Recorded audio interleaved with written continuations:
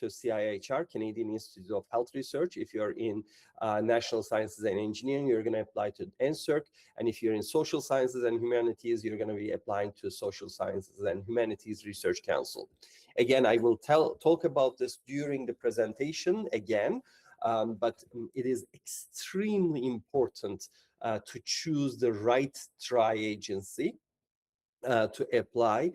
Sometimes an engineering student might have to apply to CIHR or vice versa.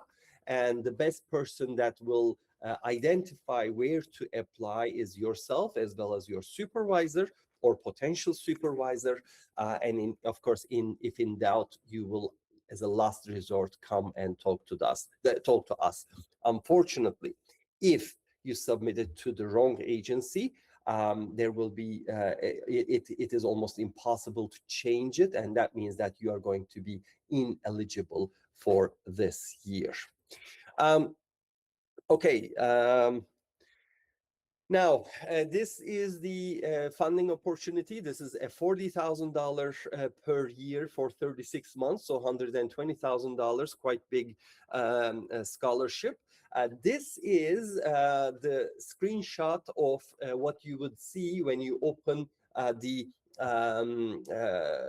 scholarship application from the funding agency. Everything that you need is on the right-hand side, top right-hand side of the slides, which we will be sharing the slides with you. So if you click that link, you will get to this web page, and you can understand what to do, how to do, and you can follow the presentation easier down the road as well. Now, the eligibility, the applicants registered in a degree program at the UFA at any time during the calendar year of the application, meaning that as long as you are registered in a degree program at the UFA between January 1st, 2026 and December 31, 2026, you must apply through UFA, even if you intend to pursue the doctoral studies at another institution. This is very, very important. For more information, refer to where to submit an application and the table of the CGRS D program. It is very important to follow this rule. Failure to submit an application through the correct channel may result in an application being removed from the competition. And for complete eligibility requirements and other restrictions, you can visit the CGRS D website as well as the UFA website. Now, but if you go there, you will see that the application procedures, selecting the appropriate agency, they will be all listed in quite detail.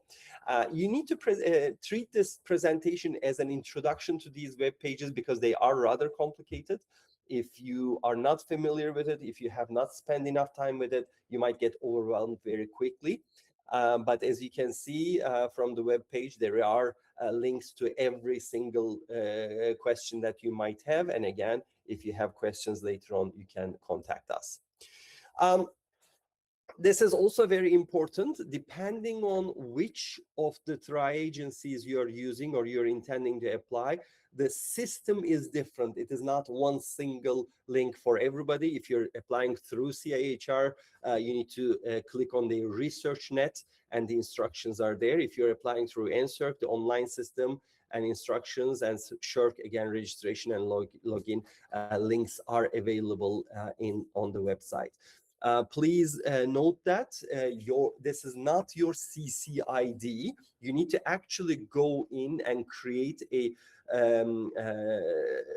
information there, and you need to get your own login username as well as your password. So do not leave this to the last minute. If I were you, I would actually do it right now, today, right after the presentation. All right. Oh, I think we talked about this one. Now, In terms of the eligibility, our team actually quite carefully summarized what is needed, or what are the eligibility conditions. This is a screenshot from the web page. Please go there and take a look at it. Please make sure to follow it. If in doubt, if you're saying, oh, I'm not sure if I'm eligible, immediately contact us as well as your department or the tri-agencies themselves to sort that problem out right away. Now, the CGRS D application let's talk about the selection criteria. It is divided into two major categories. The first one is the research ability and potential, which is 50%. And the second one is the relevant experience and achievements obtained within and beyond academia. Again, take a look at their website for further details. However, if we were to look quickly in terms of the research potential, which is 50% of your evaluation, they will be looking at the quality of the research proposal, how specific it is it focused, is it feasible research question, are the objectives defined, is the proposed methodology clearly described, is it scientifically sound, the significance and expected contribution to research in the fields of health, natural science, engineering, and social sciences and/or humanities. Just a quick note, this is not our rubric, this is their rubric, but you will be evaluated through this. So we are just informing you about what needs to be looked after. The second one is demonstration of potential to carry out proposed research relative to the stage of study, lived experience, knowledge systems, and etc. Third one is quality of the contributions and demonstration of sound judgment and ability to think critically. Integration of the EDI considerations, if applicable, demonstration of responsible and ethical research conduct, demonstration of the originality for your research, ability to communicate theoretical, technical, and/or scientific concepts clearly, and of course, quality of presentation of application. Now, for the ones that have not written a large proposal like this before, some of these requirements are just going to be targeted or attend to by just one or two sentences in your proposal. Just as an example, demonstration of originality, right? You basically say you need to talk about your literature review, and then you need to highlight what is the originality, what is the novelty of what you're proposing. You don't necessarily take all of these and do subheadings, because you will not have that much time or space in your application. But it is very important, one way or another, to apply all of these or to highlight all of these in your application. For example, demonstration of potential to carry out proposed research. Sometimes it is building up on your previous research experience or previous life lived experience, right? So for example, let's say, again, I'm an engineering prof. Let's say you worked on composite materials in your master's, and now your PhD is on polymeric materials. You can write there in your proposal saying that building up on my composite material knowledge, which included polymeric materials during my master's, I will focus on this during my PhD. So you immediately said you demonstrated the potential to carry out. You can even say that my master's study resulted in 2 journal papers, or 1 journal paper, 1 conference paper. But you are basically saying that I have the potential to continue to the PhD. The second 50% is of your evaluation is going to come from relevant experience and achievements obtained within and beyond academia. Again, relevant training, academic training, lived experience, scholarships, awards, distinctions. So any scholarship you get you got before, you need to put it up there so that they are aware of it. Academic records, of course, transcripts, duration of previous studies, program requirements, course load, relative standing in the program, and etc. And professional and academic extracurricular curricular activities. These are again very, very important, as well as collaborations with supervisor, colleagues, and etc. So this is going to make up your next 50% of your evaluation. Now, let's take a look at the application procedures. Uh, First of all, you need to review all information and criteria. It is the student's responsibility to read all instructions and be familiar with the application process before applying. CGRS D program details, eligibility requirements, and deadlines and timelines are all included, so you can easily find it out. There is also a memo sent to students by and departments by us. The link is again here.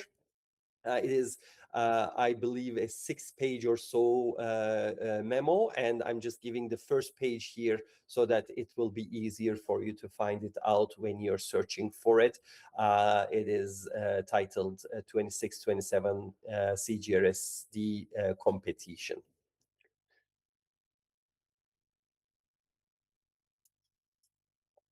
The second one is, of course, as I mentioned, selecting the appropriate agency. You can look in the link as well as their website for finding the appropriate agency. Again, this is very, very, very important to follow. Otherwise, you might be ineligible, even if you completed all of your proposal and submitted it on time.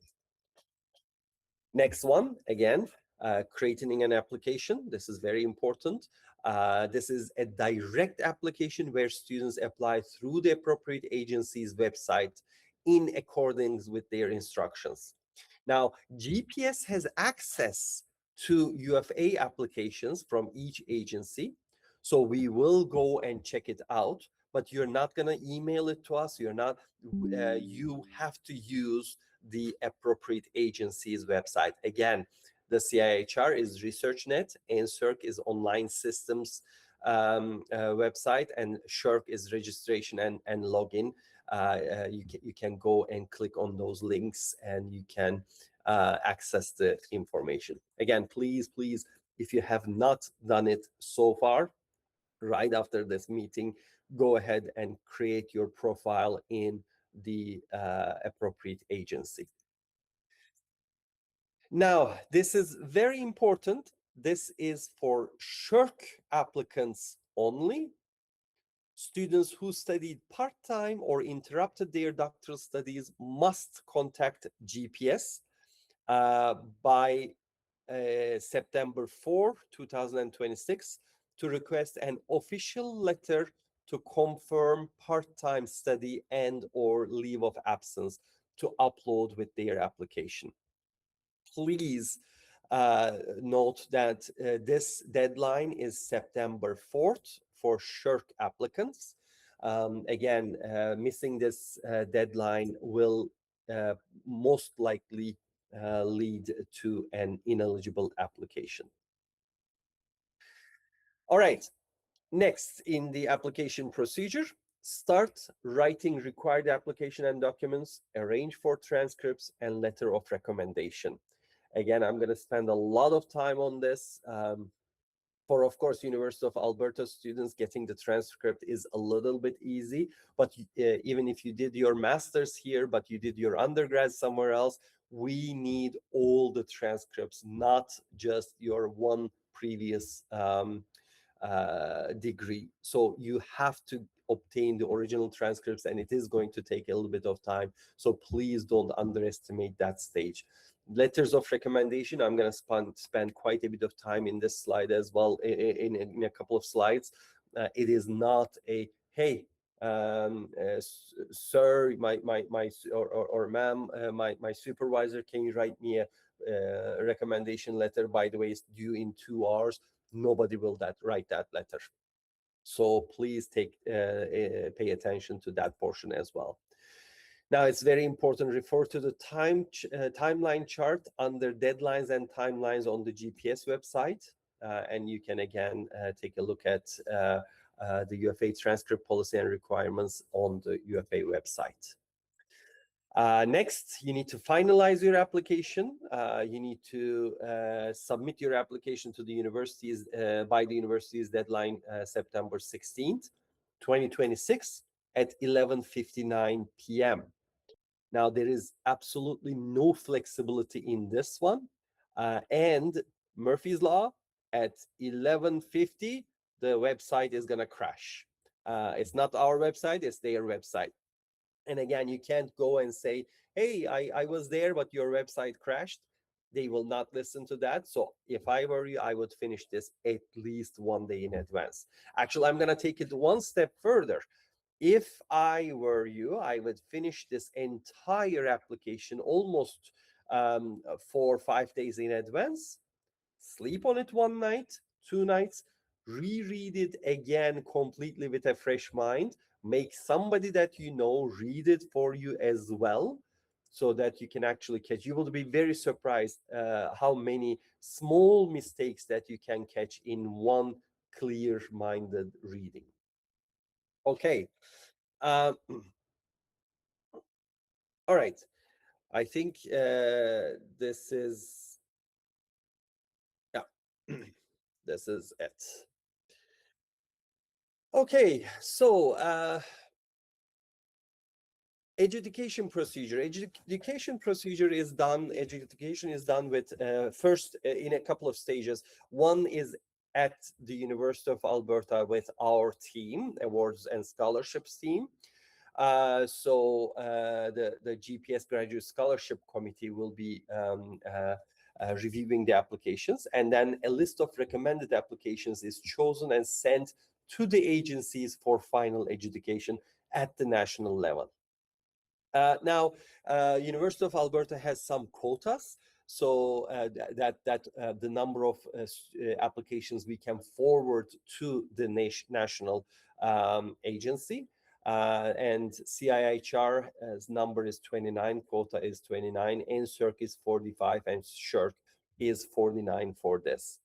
The agencies will notify all the recommended applicants of final decisions by April 2027.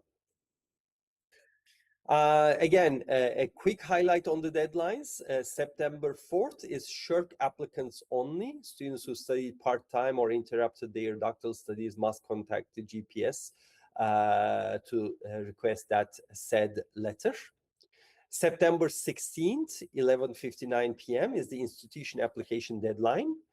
You can look at the application procedures and deadlines timetable section and refer to the CGRS D memo we sent for complete details. But September 16th, 11:59 p.m. is the deadline, and late submissions of applications or transcript or applications incorrectly submitted after September 16th will not be accepted under any circumstance. All right, so please refer to deadlines and timelines drop down menu on the website. It will look something like this. For example, for July and August, for September 4th, you will see all the deadlines. I'm putting this again and again. I know it's repetitive, but every year we have students coming, unfortunately, to us and asking, hey, I missed this one. Well, there's most of the time, there's nothing we can do. So please pay attention to these. Okay. Now let's talk about general structure of a proposal. This is the exact same thing that I tell to my master's students, PhD students, visiting researchers, even to my postdoctoral researchers, postdoctoral scholars. When you're talking about a proposal, and even if you're talking about actually a paper writing, think about a pyramid. But do not think about the pyramid in the conventional sense. You need to think about the pyramid as an upside down pyramid. You need to start from the very general. You need to start focusing down as you proceed in the proposal. And that's how you focus and guide your reader or your audience. Okay. So the first one, of course, is the title: catchy, short, informative. Do not try to spend too much time on it. It needs to just inform people, and it needs to make people want to read more. Catchy, short, informative. When I was doing my master's or PhD, I was completely incapable of assigning short titles. My titles would look almost like half a paragraph. Horrible. Nobody will remember it. Nobody will even want to read it. They will actually start. Oye, qué buena vida. ¿Terminaste el seminario? No, están ahora Hello, explicando hello, cosas guys. de el Hello, hello, proposal y hello. eso, pero eso es más lo mismo de siempre, de que el título tiene que ser cortico, One ¿eh? second. Cosas que yo Hello. después puedo You buscar. unmuted Vamos a yourself. ver, Oiga, tú sabes. el deadline de este año es en septiembre 16, así que este año no Reina, puedo pedir, can pero bueno, you yo para ver mute sobre them? todo eso mismo de los requisitos para aplicar y eso, y sobre todo es que tienes que tener una propuesta sólida, y yo como no la tengo todavía, porque yo ni siquiera he empezado, bueno, Sí. pero nos Sí, dijeron, Bogucha hizo el de ella María, como año y medio. María, Que tenía eso. Maria, would you please mute yourself? Thank you. Thank you very much. Okay, so as I said, the title should be catchy, short, and informative. Now, introduction. This is very important. You are laying out the big picture that your proposal is a part of. You give high-level information. Then identify the portion of the big picture you're interested about, your proposal. As an example, I am a polymeric composite person, right? I will start saying, but my area of specialization is four-dimensional printing. So I would say, 3D printing is a $10 billion industry in the world. And it has, it covers from these applications to these applications. It is a part of engineering or industrial, this industrial part of the world. So I gave the big picture. And then I need to zoom again. I'm going upside down. I said 3D printing is great around the world. It is a part of a big picture. It is $10 billion yearly. And then I say, within 3D printing, I will be talking to you about 4D printing. And then I start zooming down. 4D printing is this. This is what has been done in 4D printing. So I gave the introduction. I am slowly leading into the literature review. I'm saying in 4D printing is this. 4D printing is printing with shape memory polymers and etc. And then in 4D printing, this has been done in the literature before. So Professor X did, Group Y did this, Group Z did that. And then I say, by the way, none of these research groups or nobody in the literature has actually looked into the effect of, as an example, infill percent in 4D printed structures. So therefore, it is a gap, right? You told them what the gap is, and then you start talking about defining the problem. Why is this important? Why is this infill percent in 4D printed structures important? And identify what portion of the gap I will close, right? I might say, well, I'm going to close the gap on uh, thermoplastic shape memory polymer 4D printing infill percentage. I will look at from 10% infill until 50% of infill, or until 100% of. So you are basically saying what you are going to be targeting. right? You see, you're slowly zooming down. You started all the way from 3D printing. You said 3D printing, and then you said 4D printing. You gave a literature review on 4D printing, and then you identified the gap. So you're zooming into the picture, right? And then you will start talking about the methodology you will use. It is very important that you don't have a lot of space. You need to identify the methodology, a sound scientific methodology, very carefully, but as short as possible. Okay, sorry. So what would be the methodology will be? For example, if you're an experimentalist, what type of experiments are you going to do? You can't just say, I'm going to characterize this material, because the reader will say, well, okay, they're waving a hand there. The student does not know what methodology they will use. Instead of saying, I'm going to characterize the material, you will say, I'm going to characterize the material, in parentheses, differential scanning colorimetry, FTIR, TGA, TMA will be used for these purposes. See, and then close parentheses. You didn't write a lot. You just put a couple of words there.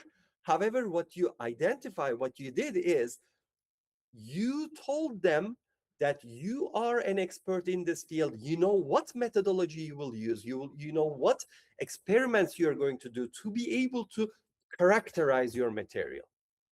Again, if you're in SHRC, it's going to be different. If you're in CIHR, it's going to be different, right? If you're doing a human study in SHRC, you need to, CIHR, you need to say, how is it going to be done? You don't have a lot of space. You just need to give the hint to a knowledgeable reader to pick up that you know what you're doing. You know what you're talking about, okay? All right, and then you need to very, very clearly outline one more time the novelty when you're finishing, because basically the gap is your novelty, what you're going to target. Defining the problem is your novelty, but at the end, one more time, you're going to outline the novelty. You're going to outline the potential short and long-term impacts of your proposal, maybe even write what is it going to affect in Canada, in the world, in Alberta, right? So if you're in for example, CIHR, you can say the method that we are going to be developing here is going to cure X disease, and in the world 10 million people per year is suffering or diagnosed with this disease. So it's going to be a very, very big contribution to my field. All right, now let's talk about the characteristics of a good proposal. The first one is the command of the field. It is very, very important, just like the examples I gave to you in terms of the methodology. When you're writing your proposal from the very, very, very beginning, you cannot write one wrong word there. Again, from my field, for example, strength and modulus or stiffness, although in a daily use it's very, very similar, but if a student of mine is writing stiffness versus strength, I will very quickly understand that they don't know the details between stiffness and strength. And that will immediately, as a reviewer, immediately reduce my confidence in the applicant. So you need to go literally word by word, sentence by sentence. Don't ever write something that you're not 100% sure. Again, characteristics of a good proposal: novelty. Underline the crucial importance of the novelty or what you're proposing, and the need to close the gap in the literature. Define it. Explain the reasons how your solution will close the gap. Respect to the reviewer. Demonstrate strong fundamental understanding of the field without unnecessary repetition. Again, if you don't know the fundamentals and if you make a mistake, that is very bad. But if you keep repeating the same thing again and again and again, that's really going to reflect negatively on you, because they're going to say, well, they repeated the same sentence 3 times. This is a very valuable space. They could have really written this in a much more efficient way. So again, your mark is going to go down. So to the point, be to the point, well structured and concise. Do not repeat what you're saying. Write a strong and clear methodology, and highlight clear deliverables. Some of the avoids writing a proposal or preparing this application. Mistake in your fundamentals, as I said, in your proposal methodology statement, missing the natural flow of a proposal, usually due to unorganized thoughts. It will really backfire terribly for your application or review of your application. What I mean by that, you remember I said 3D, 4D, and then you zoomed in. If you start talking about 3D again towards the end, or where you're talking about the methodology, or people are going to say, well, why is this here? They talked about it. This is done, right? So the best thing to obtain a natural flow, I actually never ever start writing a full proposal just like that. I first write it in bullet form. And then I take a day off and then go back the other day and read the bullet form. Is it actually a good flow? Is it following the upside down pyramid? Because if when you're reading those bullet points, it is going to be very clear very quickly that you don't have the natural flow. So, and also doing this way, if you, in terms of the bullet point, if there is a break in the natural flow, you can just basically take one of the bullet points, you can put it up, down, and etc., and you can start writing that way. Otherwise, if you had already written the entire proposal, it will be very tough to restructure your flow. Avoids, again, missing highlighting the gap in the literature, missing clearly stating the objectives and deliverables and novelty, not having realistic timelines and realistic deliverables, and over-promising or under-promising. These are, again, very critical. I do understand that you're at the beginning of your research careers, you probably just completed your master's. So you can ask, well, how can I understand if my timeline is unrealistic or my deliverables are unrealistic, or I'm over-promising, under-promising? The best source for that would be your supervisor or future supervisor or your department. Because even if you come to me, if you're asking a question from music, if you're asking a question from FOMD faculty of medicine and dentistry, I wouldn't know because I'm an engineering prof, right? So the best solution is to go to the source, to the experts, and just say, hey, does this look okay? They have so much experience with this. They will be able to give you an answer like within a couple of minutes, believe me. So please use them as a source. Reference letters. It is, again, very important. So what it does is it first of all verifies your qualifications you list on your application and CV. It's one thing that you write and you say, I am an expert on this, or I'm really good in, I don't know, in experimental work in the laboratory. It is very different if your reference letter or if your previous supervisor or future supervisor says, look, because of this, they are really good in the lab, right? That is very important. It also provides context on your potential. They will say, well, within the students that I have worked in the past, in the same category in the last 10 years, I supervised 40 students, and this person is within the first 5%, right? So it basically tells about your potential. It provides explanation to special circumstances if needed, if exist. Provides additional credibility because that person probably is an expert in their field, a known expert in the field. So it provides additional credibility and provides a clear distinction between you and the other applicants. So this is very important. This comes or brings us to how to ask for a reference letter when you're asking it from your supervisor and etc. So the first thing is ask for confirmation if they're willing to write you a letter.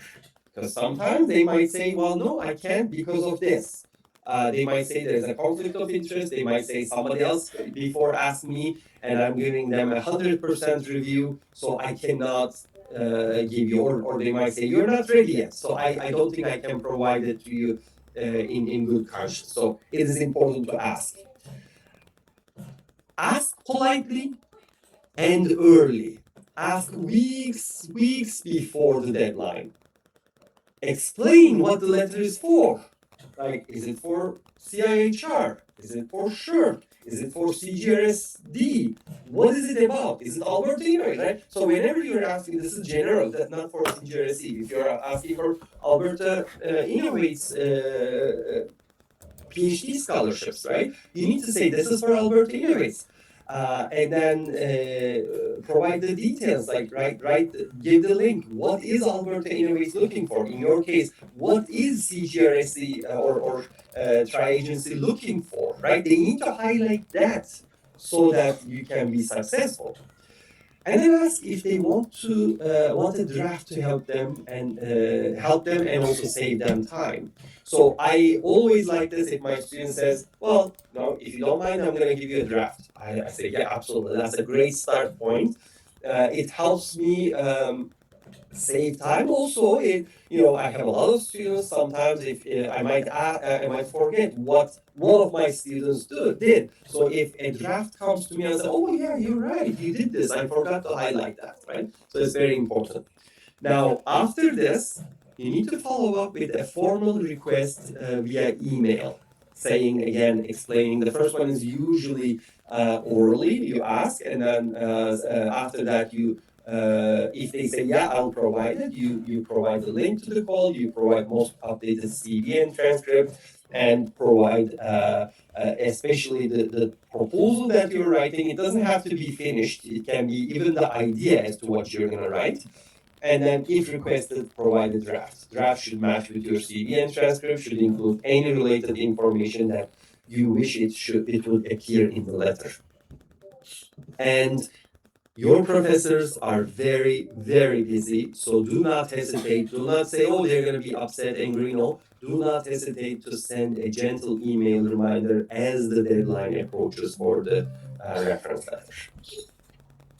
All right, qualifications of a good referee.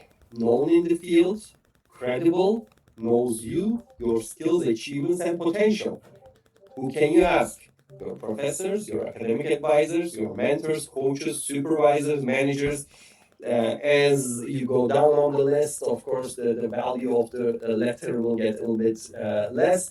Volunteer coordinators, project leaders, and etc. But it is these are the people you can ask. Avoid asking for to casual acquaintances, friends, etc. Please do not forget to thank them after the letter is provided, because a good reference letter will take around 2 hours to write. And after that, provide the outcome of the application, whether it's positive or negative. Doesn't matter if you got it or not. Of course, if you got it, everybody is very happy. Even if it is negative, you just say, thank you very much. I really appreciate you took the time to provide me the reference letter. Unfortunately, it didn't happen this way. For next year, if you're willing to write me again a reference letter, I will be very happy. And I will be improving X, Y, Z in the application. And please don't hesitate to let me know if there's any other things that I can improve in the proposal. A few hints to remember if you're providing a draft reference letter. This needs to be a detailed and personalized letter. Should not say they are good. Instead, they are good because, for an example, there was this problematic situation during the research in masters and they handled it this way, right? Again, from a generic statement, they are good. Everybody could say they are good. They are actually giving an example there. They are good because they handled this problem using this method. the reference letter with that one additional sentence turned around. Must highlight that you are independent, you're a strong researcher with great potential. Should indicate the importance of the proposal you're putting forward. Again, it is providing credibility to your proposal, and it should say, for example, I read the proposal and it is important because it will close XYZ gap in the literature, and this is very, very important because of this. If available, should talk about the EDI aspect. And if you need more than one draft for multiple people, please make sure not to send the same drafts to every people. The reason is, and we see this actually a lot during adjudications as the awards team. Let's say you need 2 reference letters, you send 2 reference drafts to the same draft to 2 people, then last day comes, your profs are busy, they say, oh, this draft looks good, let me put my signature on it. And what happens is, if they both do that, the reviewers will receive the exact same reference letter, and that will really, again, reflect negatively on you. Because what they will say is, they must not be very, very remarkable. It looks like both referees none of the referees put the time, they just submitted the draft as is. So, as an example, if you need 2 reference letters, for example, this is again not only for this one, you should write both separate letters. So, for example, I often collaborate with another professor from engineering. We co-supervise students. I am an experimentalist prof. That prof is a theoretician. So the draft letter that is coming to me should highlight the experimental abilities of the student. The draft letter that is going to the other prof should highlight the theoretical fundamental knowledge of the applicant. So it is very, very important. All right. Final reminders. Start early. Start early. We cannot say this enough. Order the transcripts now, if especially external transcripts are needed. Start asking reference letters now. Start today creating your portfolio in the tri-agency websites. Ask your cohort to review some successful past applications. Experienced review can help to avoid easy mistakes. Research group meetings are a great way to request review from fellow students. There is almost, even as a prof, there is almost no proposal I submit that I send it to somebody else to review. Most of the time, it is actually my wife. She's not in my field, but she is a mechanical engineer with a master's degree. So I send it to her. Just she looks at it from an outsider view, and of course catches if there's typos and this and that. And most often she'll say, well, you have this information in the middle of the project. For example, you were talking about infill percentage, but you never told what infill is. Where is that? And I said, oh yeah, you're right. It is very obvious to me, so I didn't think about twice. But for an outsider, it is not there. That means my proposal is not good. So please send it to somebody else. Proofread all the material pre-submission. Ensure that the application is complete, eligibility criteria are met, and application instructions are followed, and submit ahead of the time. Further available resources, you will see the link when you receive the presentation, and you can always contact us at FGPS. We are in Triple Hall. Thank you, everybody. Now I think we can stop and start getting the questions. All right.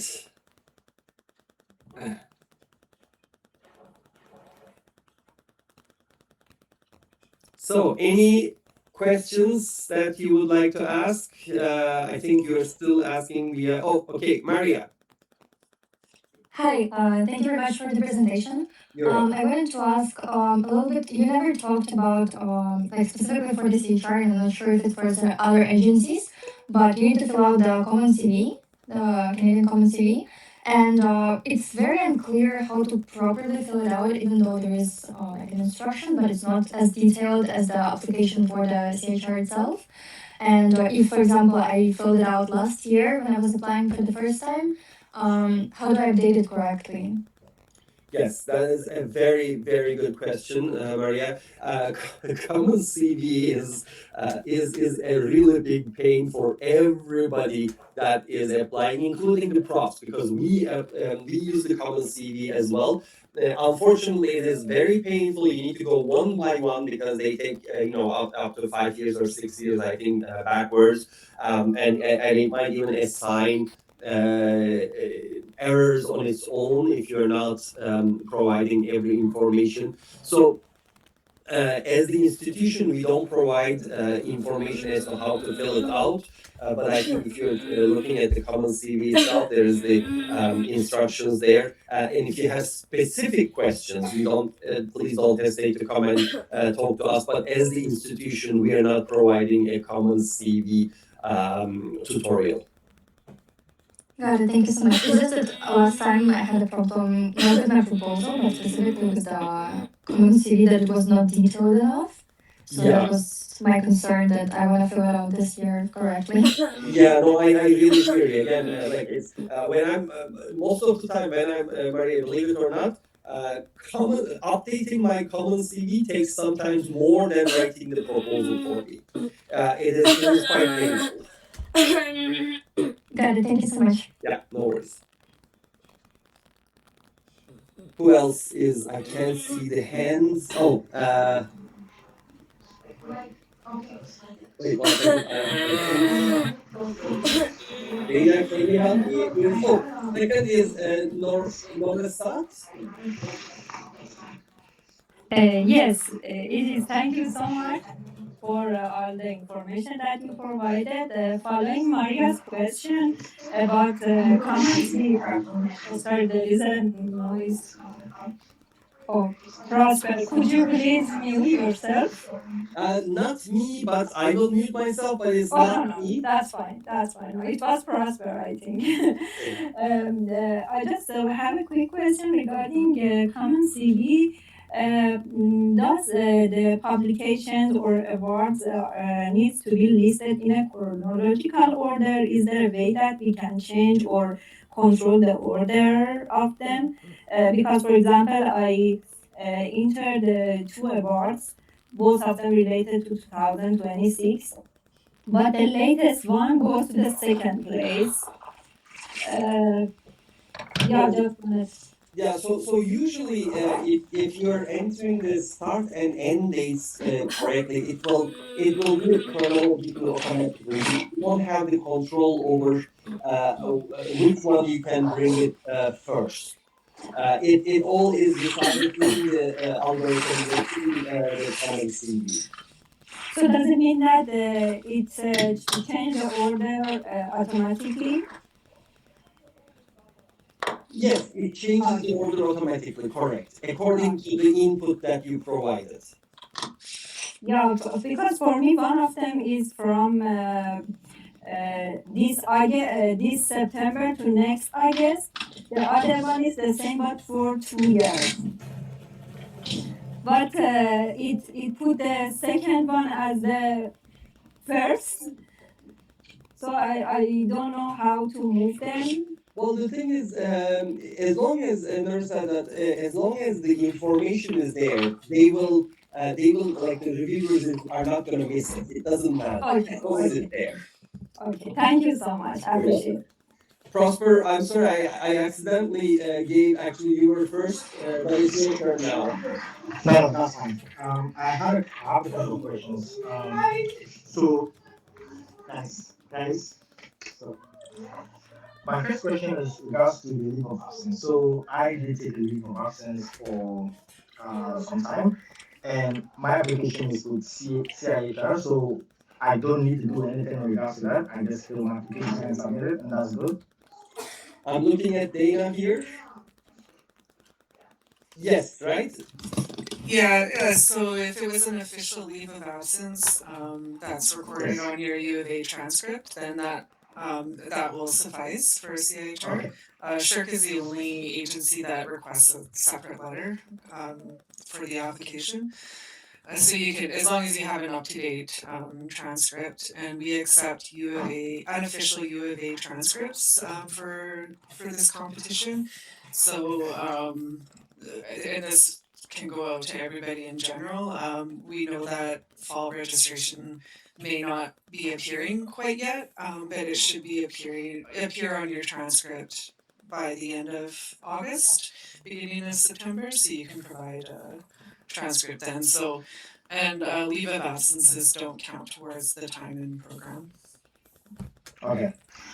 Okay. Then the second question that I had is with regards to the submission of application. So if you submit your application on ResetNet, does that count? Because I think when Charlie was speaking, he said submit application to U of A by the university deadline. So is there a specific application that you have to submit to the U of A? No, Dana, please correct. Basically, you are still submitting to the agency portal, but addition to the agency, our team also have access to it.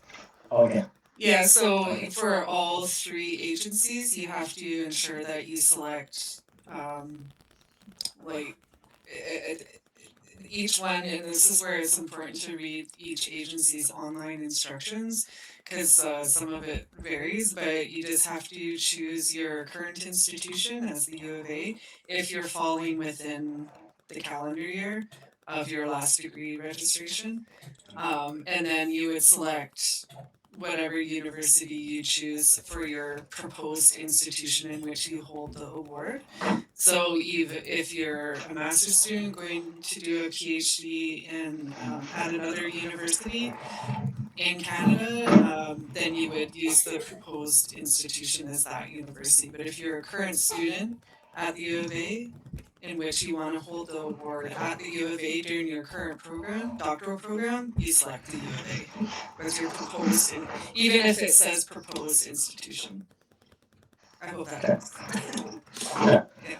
And then my very final question is regards to the transcripts. So I came in as an international student, first to the U of Mesa Leverage, and now I'm in the U of A, but originally from Ghana. So in regards to my transcripts, I have certified copies of my transcripts.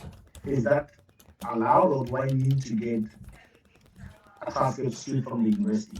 No, In that's Ghana? allowed, and we have Okay. all details of what transcripts are acceptable and what's required on our website under our application instructions. Thank you. Yeah, no problem. Thank you, Prosper. Now, I think Jacob. Yeah, can you hear me? Yes, we can.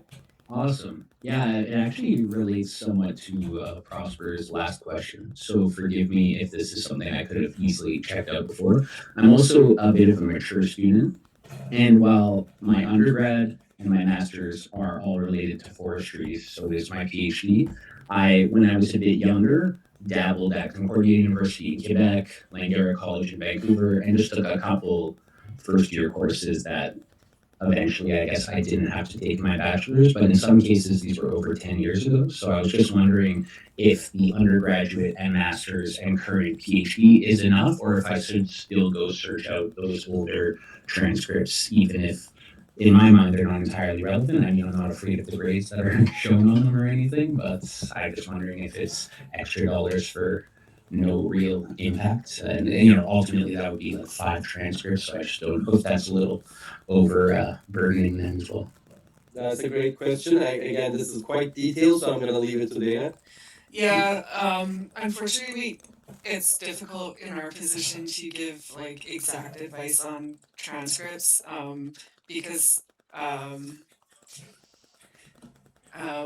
we don't, we can't be held accountable if something is, if we say yes, that's okay, but then when you get the application and then it's not included, Like that's just kind of a general explanation. So we like as a whole, we just advise students to provide everything. Any university level credit courses that you've taken is it's always the safest way to go just to include it. If we don't need it in the review, then we won't use it. Just to be on the safe side, include everything. Because what happens too sometimes is transfer credit is provided, and students provide transcripts where it says receive transfer credit at whatever institution. And if we need that for the GPA for internal purposes, or if the reviewers need that information to look at the past record, and we don't have that, then you could be deemed incomplete. Okay. Yeah, I hope that helps. No, yeah. Yeah, when in doubt, just include it. Yeah, That's kind of our motto. Yeah, just I imagine that it wouldn't change the balance at all. Say I never provided those transcripts to get into the U of A or my master's program. I would just include them anyway, because Tri-Council especially asks for like students' full academic record. Okay, awesome. I was trying to save a couple dollars. Yeah, I know. Yeah, I know they get expensive. So if you guys have transcripts that are like a few years old, and as long as they are still considered up to date, like you haven't taken any other courses from that time, then that will suffice. It's just the U of A transcript has to show your fall registration. Okay, awesome. And then I guess on that note, sorry, I didn't expect to have this question. When is September? Say I ask for my transcript for this fall. Is September 1st too early, or is there a certain day where you're good to go and you're guaranteed to get the right transcript? We suggest if you require transcripts from other institutions, order them right away. Yeah, for U of A. Oh, if everyone can please mute themselves, everyone. Yeah. The U of A, like we accept or unofficial U of A transcript for this purpose, so you can print it at any time and upload it later on. Okay, perfect. Thanks so much. No problem. Thank you.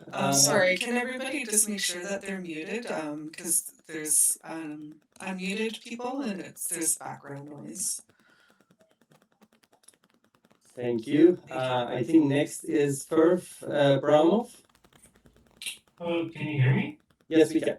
Okay, thank you so much for the presentation. I had a question about the EDI statement, and I'm working in ecology and in forests, and I'm not really sure what qualifies the if applicable portion of this, and I don't want to miss out on anything that's like, like that demonstrates that I'm being callous or not considerate, but I also don't necessarily know how to appropriately incorporate that if, I guess can you provide any examples that might be like this when you could, and this is when you might not necessarily have to?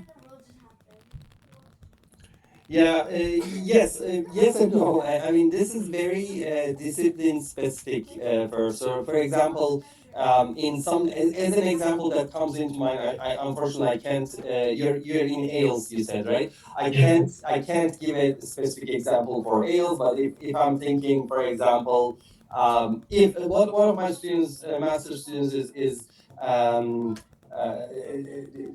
designing, almost finishing a blood pressure monitoring device, right? So in that blood pressure monitoring device, when we are calibrating it, we cannot just do it for 45 to 50-year-old males, right? Because it's not taking it's not taking females, it's not taking it's not taking a full picture into account, right? In terms of the EDI, you can So EDI could be in many ways depending on discipline. For the example that I'm giving is, did your methodology include everything in what you need to put there? It might be different in other fields, so I can't unfortunately give you a full, very clear answer. For this one, I would refer you to your supervisor or potential supervisor or the department and faculty. Okay. May I ask just a follow-up question? You can also just say like, yeah, I don't know, but so it's more methodological and not as much dissemination of results or the employment of like undergraduate students. They are also included if related to the proposal. Yes. Okay. Okay. Thank you so much.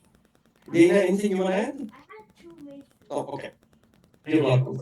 You're welcome. Who else is? Oh, Sana Zulfikar. Hi, thank you for the information and the nice presentation.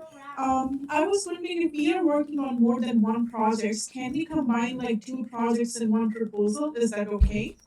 That is absolutely okay, but please don't forget that small detail I gave. Do not overpromise or do not underpromise. If it feels like you won't be able to finish both of the projects, and especially if the projects are very unrelated, you might want to focus on only one of them. Okay, and is there a specific length of the proposals? Yes, it is. I think it's is it 2 pages in or 1 page? It is written in the. I didn't check it recently. It's written on the web page. 1 page, Mustafa corrected. Yes. So Sana, it is 1 page. If you consider everything that needs to go there, if you consider the evaluation criteria, I gave 50% to this, 50% to that. You really don't have a lot of space. So I can't tell you what to do. If you want to choose both of them, it's okay. But from the way you're saying it, I would be cautious about trying to fit two projects into 1 page. Okay, thank you. And can we include like can we make a figure of our methodology and if the react like I'm in chemistry, so I'm thinking that if we need to add reactions, can we include a figure with the methodology and reactions combined in that one page? I'm gonna very quickly turn to Dana. Dana, the 1 page, are they preparing as a Word document and then PDFing it and then uploading it? That's my understanding, but like that's where you have to really read each agency's instructions, like their online instructions. We don't have access to what the like students see on that end, so we're just following the same instructions that students do. Yeah. We just see the full at the end after it's submitted. We just get a PDF copy of your entire application. So it tells you, I believe it gives you instructions on how to upload your documents. Not I believe it, they do. Sorry. And just to answer the question, like I was looking at NSERC's instructions, Form 201, and it says proposed research attachment is 2-page maximum.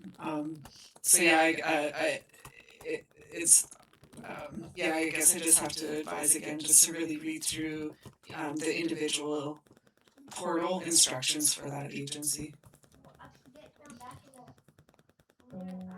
Thank you. Who is next? Oh, Nora said, do you have another question or was the Yes, Okay. just a quick question. I also wanted to ask about the unofficial UFA transcript. I still don't see my fall semester registration listed. Are you aware of when this information will be updated? We were informed recently by the end of August. Okay, thank you so much. You're welcome. Prosper, I'm thinking that your hand was left, right? Yes. Oh no, I have another question. Oh, you have another. Okay, sorry, I didn't realize. Yes. Okay, please go ahead.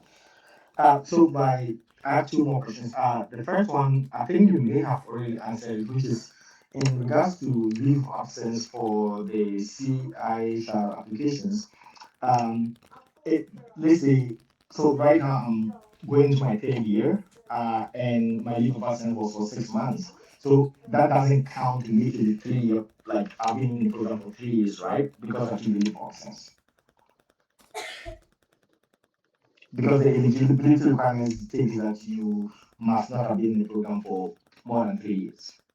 Was that an official leave of absence? Yes, That was it was an a official. It was an department? official. It was an official leave of absence approved by the department. Okay, I'm gonna again look at data, but I think in that case you're considered as a student for 2.5 years, not 3 years, because you took 6 months off. Dana, is that correct?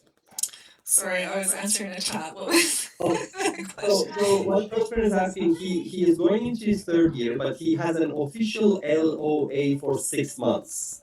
So does that mean that he was actually a student for 2.5 years and he's still eligible? Yeah, so leave of absences, and that are like have been officially approved by GPS, not unofficial, like that you are gone but you're still registered, like an official break in your registration. So it'll be recorded on your transcript as leave of absence from this period to this period. That time is not included in the overall time when it comes to calculating months in program. Okay, thank you so much. And the second question is in regards to publication record. So I am what we call a late bloomer when it comes to publishing. So I'm just wondering how weighted that is in regards to overall considerations for this scholarship. So every application that we get is very, very high caliber, Prosper, and so as we have seen some discussions in the education go towards at the end, like they're very tight, and then they say, well, in that case, nothing else is left to compare. Let's take a look at the publications. So it happens, but there's nothing we can do. Every discussion is different.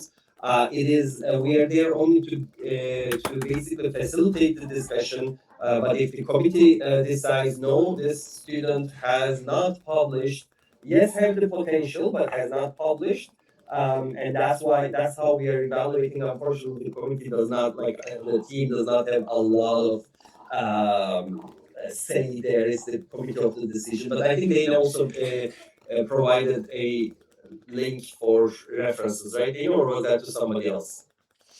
Oh, I just sent a chat, like a general chat. Like again, it depends on the portal, like the agency's portal. Each one is works differently, so you need to just follow their instructions on how to send in like a link to your referee, and then go from there. Like it's all online, but I can't. Unfortunately, don't know the specifics. That's why you just have to read the portal instructions. If you remember, Chari outlined like the portal link and then the instructions link for each agency. Yeah, you just have to follow that, and that's also on our website too if you need reference. Thank you, Dana. No problem. Prosper, any follow-ups? No, that is it. Thank you so much. Thank you. Melanie? Hi, thank you also for the presentation. This is very helpful. I'm wondering about your referees, and I'm trying to narrow down which ones might be the most helpful. So you had said, oh, Prosper, I think you're not off mute. Can you go on mute? I hope you can hear me. Thank you. So I have a number of people in mind, but I'm trying to think which one would have the most impact.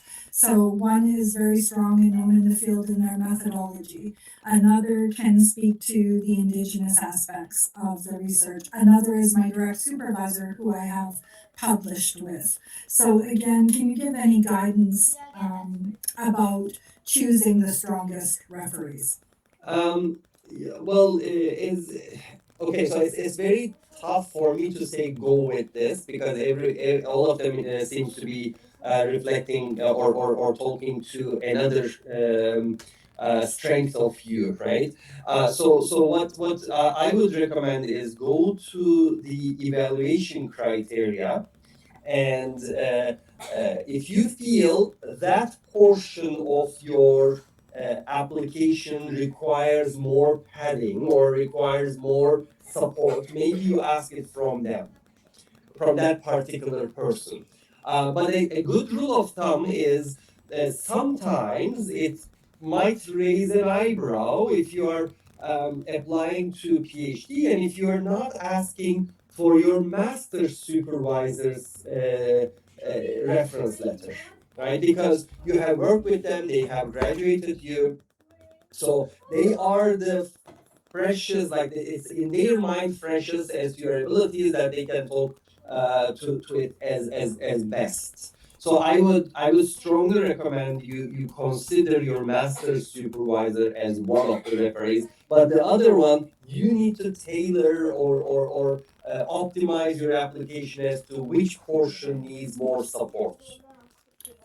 Yeah, thank you so much. And I was going to make a comment that, because you mentioned masters before, but like Jacob, I'm also a mature student. So my master's was 14 years ago and I'm back again. So some of that, yeah, I definitely can think about that, but it might not be as applicable. Right. That's okay. In that case, you scratch that one, and basically you concern more which portion of your application requires the most support. You can definitely ask to your potential, like future supervisor or current PhD supervisor for a record, because they have probably. Is this your first year? Did you start or? Oh no, I've started, and so yeah, I can definitely ask my supervisor. One of them should definitely be that person, right? Yeah. Okay, thank you so much. Thank you. Hind. Hind. Atallah. Hi there. Hi. So my question is, I just finished my first year of my PhD program. I still have no publications. I did present at 2 conferences over the past year. My question is, do you really think students like me have real potential applying, given the time and effort put into this application? I really hope that you give me an honest answer. What's your field? I am in MLCS, Transnational and Comparative Literatures. Okay, so I don't know your field's publication record, right? So, for example, if it was more in engineering, I could give a little bit more insight there. However, if so, there are fields, even in engineering, a conference paper could be as strong as a journal paper. So if this is the case in your field, you need to highlight that in the application. You can also utilize, if you have publications from your masters, and if they are related, you can use still those publications to show that you have the required background in the field that you are proposing in. So it really depends on your strategy, on the story that you're selling basically to the reviewers, and how you package it. I see. Okay. Thank you so much. You're very welcome. Tori, there's a question in the chat. If I'm planning to work on an NSERC project with a research group, can I still apply for an NSERC scholarship using the proposal of that project? I'm not sure how to answer that. Sana, I'm not sure what it means. If I'm planning to work on an NSERC project with a research group, can I still apply for NSERC using the proposal of that project? So, yeah, that's a good question. So as long as if this is the case, you need to identify what is the difference there, because you can't take credit for somebody else's proposal, right? But that proposal that you are working on, you have started to work on, maybe sparked some new research directions, and you could ask for or write the proposal accordingly. In that case, you can incorporate the original proposal. You can say, look, we are working on this. This is This is the background. You remember we said there's the background, there's the literature review background, and so you can definitely use that, but you cannot just copy paste that project and ask for money again for that project, because somebody has gotten money for that project and you are working on that project. So they might say, well, it looks like they're double dipping, right? So they might not allow that. Does that explain? Yes, it does. Thank you so much. You're very welcome. Any other questions?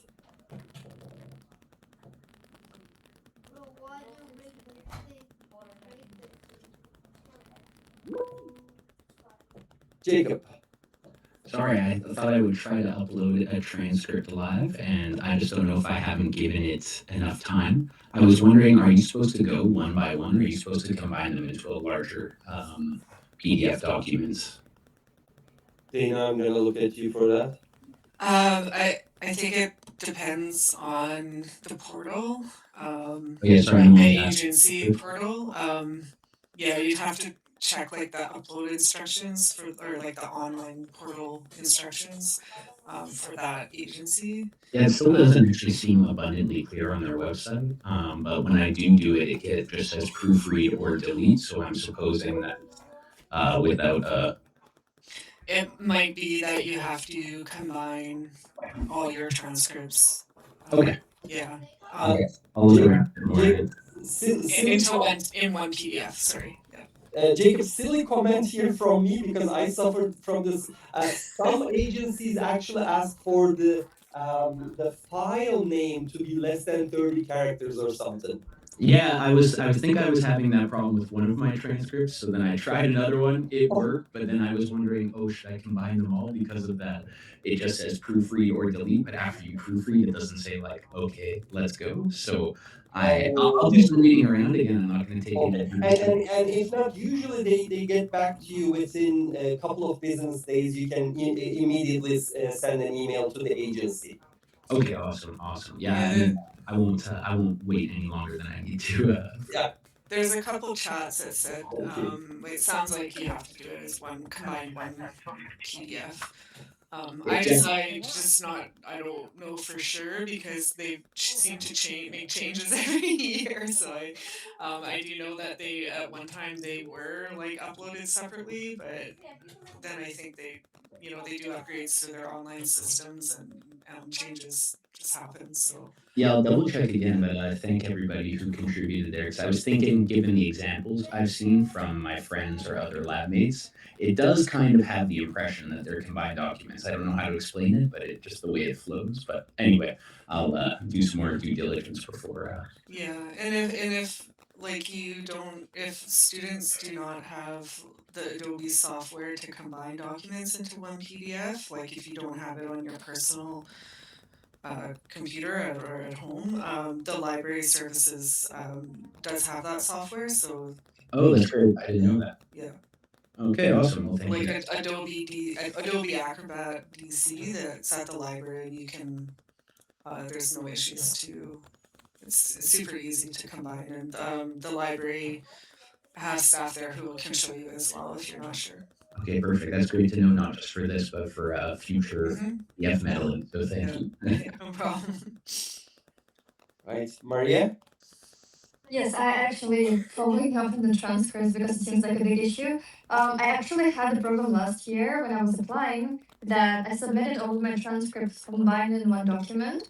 However, later I received the email from the department that I was missing a transcript, and I resent it again. They received it and everything went fine, and I went through the university level. Then I received the email from the CHR. It was and they said that I'm missing another transcript, completely different one that was in the document originally. I sent it over, and then eventually, when I received the results, and or it was unfortunately negative, but it's most of the reviewers, and like the decision was made based on that I was missing another like different transcript. So it's a little bit confusing. How does it work if it goes through the university level? How does it work if they passed it and they said that there was missing one document and I sent it and everything is fine now, but then the agency missing like a third document that was submitted actually. Yeah, unfortunately, we can't comment on what the agency has like vetted in their national review process if you were forwarded from GPS. li- Applications go through like a big review in GPS to ensure all documents are there.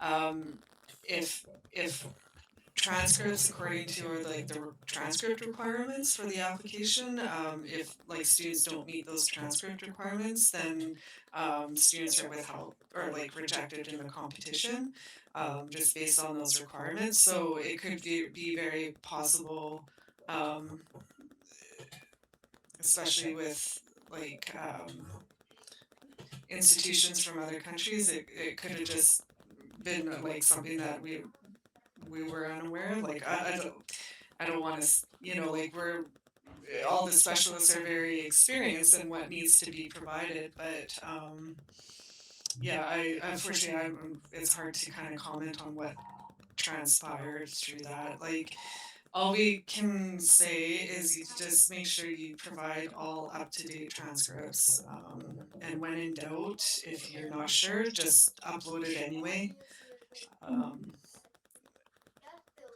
Yeah, sorry, I'm not sure. Is there a possibility to attach like an explanation for the transcript? Because, for example, I'm from Ukraine and my transcript is bilingual, so it's in English and Ukrainian. And it doesn't say that it's a diploma or transcript, it says that it's like an addition to the diploma. So maybe that was what was throwing them off. I'm not sure about that. Yeah, like unfortunately, anything that's provided by like a student providing an explanation, that's not considered official. So you would need, like, if there's anything that requires some kind of interpretation for international transcripts, the institution should be providing that on a like official letterhead. Okay, got it. Thank you. Or an official document, or however they issue those documents for transcripts for their transcripts, because each institution like varies. So it's really challenging for us to give specific instructions on each student, because each student has a completely different academic record and background. So that's why we have to just reiterate to students to follow the transcript requirement instructions as like on our website and on the agency's website as best as possible. Thank you. No problem. All right. Any other questions?